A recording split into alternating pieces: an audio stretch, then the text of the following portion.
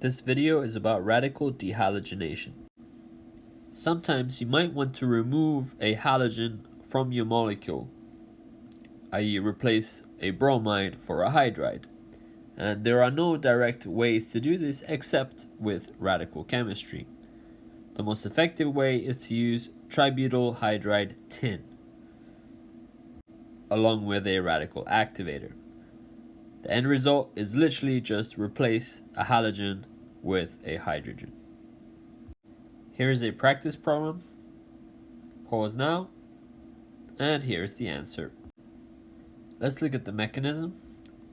The initiation step involves the AIBN decomposing to form your two radicals, and that radical abstracting a hydride from tributyltin hydride to form your tributyltin radical. Propagation ensues with tributyltin radical abstracting a bromide to form our benzylic radical. The benzylic radical then goes on to abstract a hydride from tributyltin hydride to reform our tributyltin radical and forming our product.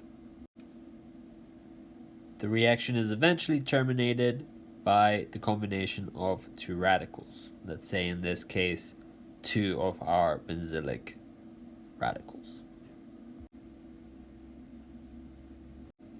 Here's a practice problem. Pause now, and here's the answer.